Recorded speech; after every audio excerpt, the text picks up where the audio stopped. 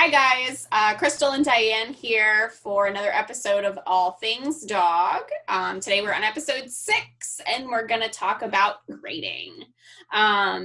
So we both believe that grading your dog helps create more structure and stability for your dog. It helps create a sense of security for them. And it really gives you peace of mind just in case the worst happens. So what we mean when we say crating is that your dog is used to a sort of confined space that they do not have access to get out of. So whether that is a wire crate or a closed-in airline crate or an X pen that's been set up in a small circle so that your dog is sort of gated away from you and is fine. So that's what we mean when we say crating or like happy crating, that your dog is fine with being confined in a space without you standing right there beside them. So why is this so important? So a lot of people think crating is only for house training your dog. And if you have a very tiny puppy, that is definitely the case. With very tiny puppies, most of the recommendations are crate when you can't keep eyeballs on your puppy, or have them tethered to you. So have them on a very long leash, like actually attached to your person, so they can't wander off and potty in the house. I like to use the term active management for that, because there's even times where you could have them attached to you, but you're doing the dishes. But puppies can, squat and pee in a split second. So if you're not actively managing them, the crate is a better place to be. Or, again, a penned off area, that kind of thing. Yep, absolutely. Absolutely. And it definitely makes house training easier because you have a place to put them when you can't watch them, which keeps accidents from happening. But once your puppy is house trained, usually that happens about 16 weeks, 20 weeks.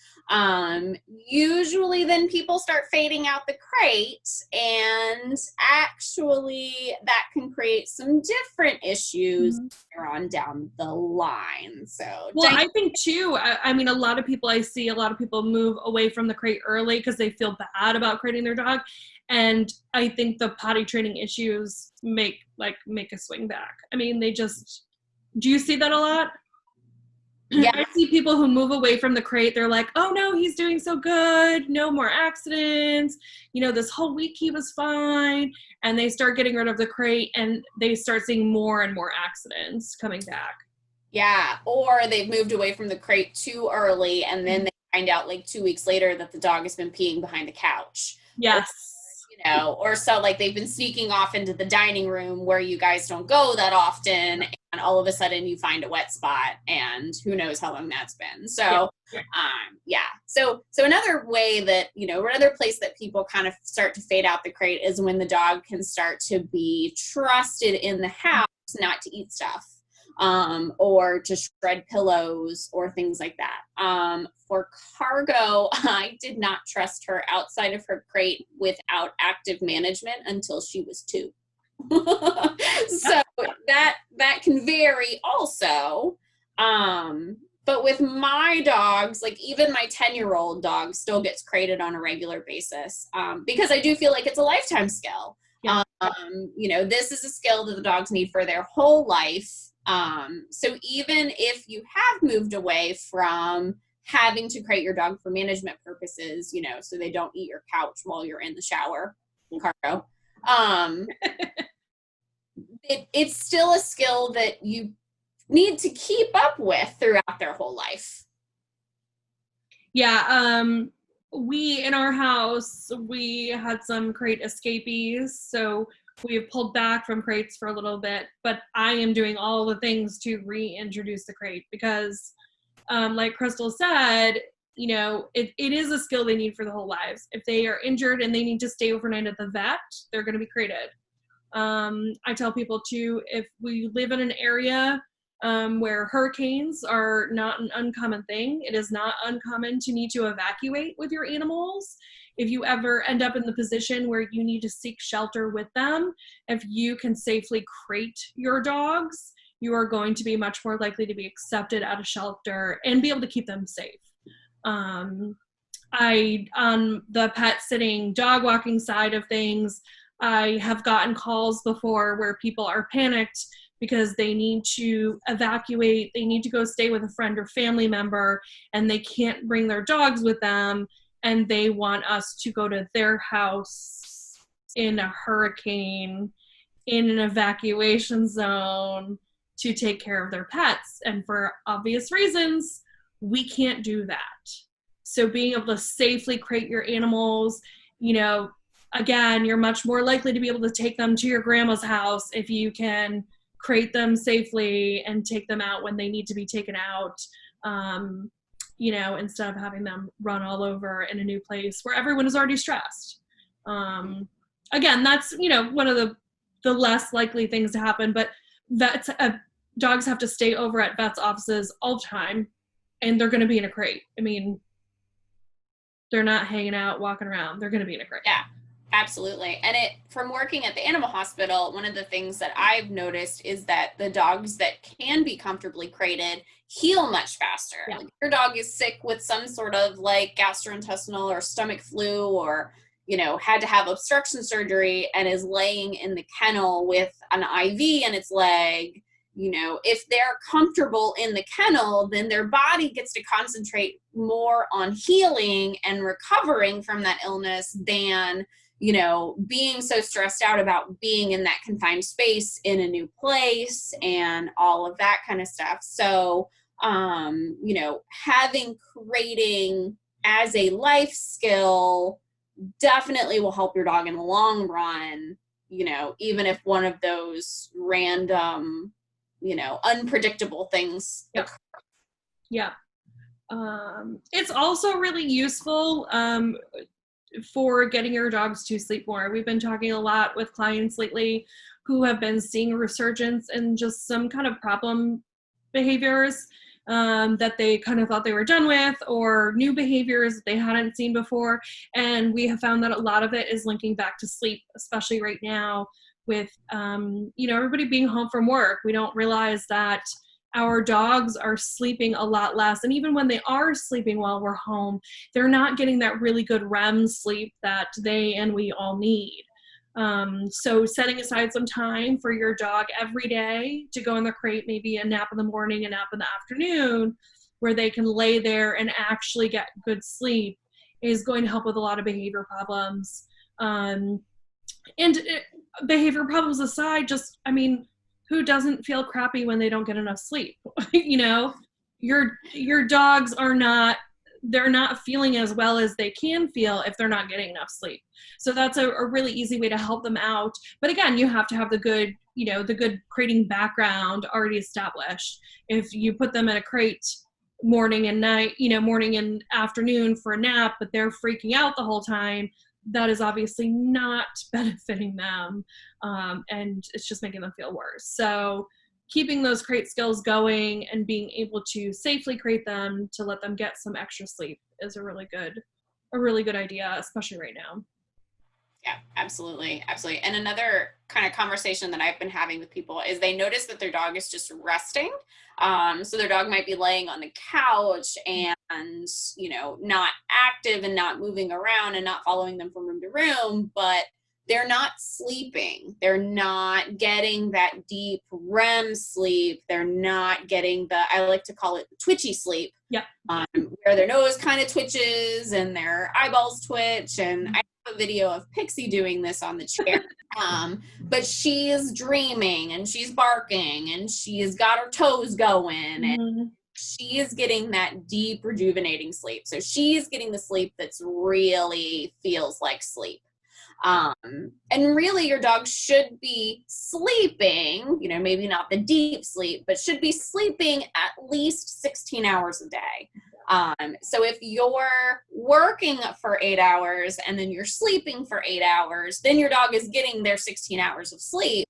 But now that school is out for the summer and we're coming off of kind of pandemic world, we've been home all day long. And so your dog is not sleeping on the couch. They might be resting on the couch, but they're watching you and looking for an opportunity to play and sleeping under your feet and moving around and not really getting that deep, good sleep.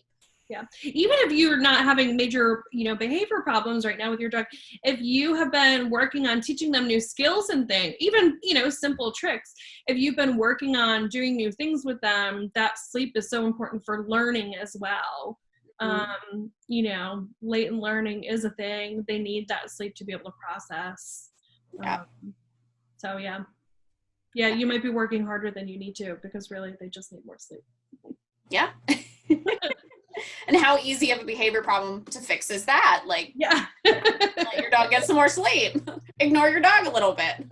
Easy fix. Yep. So one of the things we like to talk to people about too is, we kind of briefly addressed it. You can't just go and throw your dog in a crate. You need to build up. It is a skill, teaching them to be calm in a crate. We're not going to go into all the different processes on how to do that. There's crate games that you can look up. That's a good way to do it. Other, you definitely want to intersperse that with some calm crating things where maybe you're hanging out next to the crate and feeding them for being calm. You want to work up to longer durations, all of these things. But one of the big things that you need to do before crating your dog is to make sure that all of their needs have been met every time they go in the crate. So you're going to want to make sure that they've had physical and mental exercise. They have used the bathroom. They have eaten. They've had some water, not too much water because you don't want them to have to go pee. What am I missing? I'm missing something, right? Crystal? So physical and mental exercise. Yep. So, a good walk. So if we're talking about puppies in this situation, then they've had, they woke up, they've had a little training session, they've played in the yard, they've had a potty break, they've come inside, they've probably had another short little training session because puppies are always training. They've had some water, if it's a meal time, they've had some food, they've gone back outside for a potty break and maybe another little run around. And then when they come back inside, we sort of wait for them to chill out a little bit and then move them into their crate. So that's kind of what that would look like in terms of a baby puppy, 8-week to 16-week, 20 weeks, your little tiny babies. That's kind of what the schedule would look like. Yeah, and so for adult dogs, it would be, taking them out on a walk. They can do usually all their business on a quick walk, or doing a quick little training session with them, that kind of thing. And then, having them go in their crate for, a nap. But yeah, if you were to go and put a puppy in their crate and they haven't gone out to pee, you're going to hear a screaming puppy who's frustrated and who is working against their potty training, which you don't want to do, because they still need to go pee. They have to have their needs met. The same thing if they're super wound up. If you went straight from playing to, okay, now go in your crate. If they're still wound up from playing, they can't calm down. We need to help them do that. We can't just put them in the crate and expect it to happen. Yeah, absolutely. Absolutely. And this is a good place for some pattern games, even with your puppy, kind of getting them from the, oh my gosh, it's playtime, I gotta go into, oh, maybe this is nap time and I don't need to go. And we can put a video of my pattern games here. Yeah. And because I have a YouTube video on that. So we'll show you guys. We would just sit here on the couch while I was scrolling on Facebook, and I would just slowly start to drop cookies between her feet so that she learned that this was chill time. When you have a dog that has a lot of energy, that you're concerned about just trying to wear them out so that they learn how to chill, you're probably just building endurance at that point. which means you're just going to have to do more to get them to the place that you want them to be. So instead, spending a little bit of time making sure that they learn to stop moving and they learn how to turn their brains off and just relax a little bit is really important. When Cargo was a baby, this was our whole life. We did this all the time because she is a breed that is wired to move. If you watch her doing whatever it is that she wants to do, she is always moving. And it makes her happy to move. Some dogs are not like that, but if you do happen to get a dog that just is wired to move, then this game is going to be a lifesaver for you. And what we're essentially doing is rewarding them for being still. And we're just sort of getting them into this slow pattern of eat the food, take a pause, eat the food, take a pause, eat the food, take a pause. So that they learn to just kind of settle themselves down into the pattern of it. I'm not asking her to use her brain. I'm not asking her to do anything really except eat this food. And so after a few minutes of eat this food, then I can start to delay the amount of time between kibbles and between the times that I get a cookie to the point where she's just like, oh, I guess it's chill time. All right? And again, she's been doing this for her whole life. So she kind of knows that when I'm sitting at my computer at this point, it's chill time. When I sit on the couch, it's chill time. But for you guys with herding breeds and shepherds that come from working lines, it took her until she was about 2 years old to be able to do this on her own. So just because you have a full-grown dog who's 80 pounds doesn't mean that they're mentally able to do this on their own. So it really is important that you spend a little bit of time teaching them to be chill. All right, that's your first. And that's a great way to kind of get them into sleep mode. Mm-hmm. And switch their brain from go, go, go, train, train, train, play, play, play to napping before you put them into the crate. Yeah. Now, sometimes it just might not be, what is the word I'm looking for? Like a natural sleeping point for the dog, right? Like they've done the things, but they still have a little extra energy. And so that's times where I look at adding in some enrichment into their crate, some calming and enrichment. So Crystal, what kinds of things do you do with your dogs for calming enrichment? So one of our favorites are Kongs and Topples. So the Topple is kind of a bowl-shaped West Paw toy. And I'll fill that with something so that the dogs can lick on those. Lick mats are also really great. They make hard lick mats and soft lick mats. So you kind of have to choose which one would work best for your dog. And then we do, especially for like special occasions, I guess, we do a lot of the freeze-dried things like turkey necks or the dehydrated tracheas or pig's ears or things like that, all responsibly sourced. We're not getting pig's ears from China or anything weird like that, but those are always a nice kind of special chew for the dogs. I try to stay away from things like bully sticks because they can be a choking hazard for some dogs. So my dogs will do bully sticks if I'm here to supervise. If I need just a few minutes to get some work done on the computer and they're wound about something, I will put them up with a bully stick, but then I can hear them and I'm here just in case something happens. So that's not a crate and leave item. It's more of a crate and stay. Okay, guys, so to wrap things up a little bit, we want you to remember that dogs at any age should be able to be crated nicely, and in order to make sure that they can be crated, it's a behavior that we need to practice. So letting your dog take a good solid nap in the middle of the day in their crate is something that's really beneficial for them. And it will keep them used to that habit in case there's ever an emergency situation where they need to be crated. It's also important to remember to make sure that their needs are met before you crate them. That's how you can help ensure that they are nice and calm and happy in their crates. So again, the things you want to watch for, have they used the bathroom? Have they eaten? Have they had mental and physical energy expended? And sometimes if you need a little bit of help, you can add in some enrichment toys, things like Kongs. But you want to definitely choose enrichment that is calming. So things like licking, chewing, those are all calming behaviors for dogs. So those are some good options. If you guys have questions about anything or want more information about how to properly crate train your dogs, feel free to reach out to us. We are both on social media. Crystal is at The Freckled Paw on Facebook and Instagram, and her website is thefreckledpaw.com. I am at Barkside Training on Facebook and Instagram, and our website is callbarkside.com.